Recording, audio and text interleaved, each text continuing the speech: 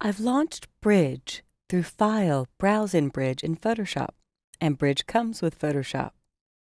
Bridge has an excellent way to import your digital camera images, whether it be from a high-end camera, a consumer class point-and-shoot camera, or a smartphone or tablet. I can choose File, Get Photos from Camera. And the first time I launch it, it'll say, would you like the photo downloader to automatically start whenever you put in a camera or card reader? I'm going to hit Don't Show Again and say no. I may just be syncing my iPhone that day and don't want to pull in images. Once you choose OK, I'll select a device. So you can see I've got a card reader in here from my higher end camera, my Nikon N1.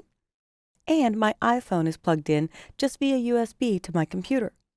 So I'll select the iPhone. It connects to the device and then it'll find all the images on there. I actually like to use the advanced dialog. That way I can pick and choose a series of images. I don't have to bring in all 700 that are on the device. So I will hit the advanced dialog. And when I do, I can uncheck all of the images and then simply scroll and choose which ones I would like to bring in. So I'm scrolling down and I want to get to a series that I took of the Embarcadero, but there was a moment a week or two ago when there was a rainbow in downtown San Francisco, and I haven't seen that in my 12 or 13 years living here. So I'll scroll quickly down to the Embarcadero series, and since I'm importing different images, I'm going to choose to custom name each one. Here we go, bright blue sky.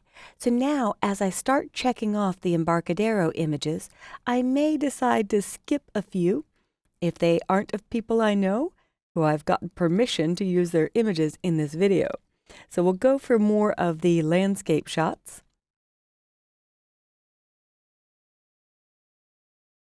And once I've checked them all off, I can use Bridge to batch rename, organize, put the files in folders, so you will have this folder of images to organize after we're done.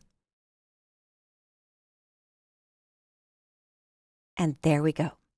So on the right, I'm going to choose to go to my desktop. I hit Command D for the Mac users, but on Windows, you could just hit Desktop. I'll go to Project Files and Chapter 4, and I'll make a new folder called iPhone Images. When I click Create, this is where they'll go. I far prefer this to using iPhoto on the Mac, where it puts them in deep folders in my user folder. This lets me choose how I'd like to organize my images, what I'd like to name them, and exactly where they go. So it's going to iPhone Images, and normally it has subfolders that it will create based on the shot date. So if I'm pulling different images from different days, it'll do that automatically. But I want them all in one folder, so I'm going to choose None for Create Subfolders. For the custom name, I'll type iPhone Images, and I'll start at number 1. If you'd renamed a batch before, it remembers how many you imported, and I imported all of my images so I could delete a few. So it started at 747, so I must have imported 746. This is very helpful for photographers who might have multiple camera cards that they're dumping. So they might have taken 3 or 4 cards and filled them up at a wedding, for example. And I love this part, the Apply Metadata. I have some metadata templates. Metadata is extra data about the file, stored in the file. I have one for my company and one for a photographer who's given me permission to use some of his images in my recordings. Ryan Sue, very talented. In basic metadata, I typed my name, and as a little copyright protection, I'll put the year these images were created and all rights reserved. So if somebody uses this commercially without my permission, I have the ability to go back and go after them. So this is everything that I want to bring in. Down below there's a little Get Media button, but my resolution is low for recording. Although I can't see it, I can just press Return or Enter, and I've selected 25 photos, and they're all being imported. And then Bridge will bring me to that folder and bring up the images.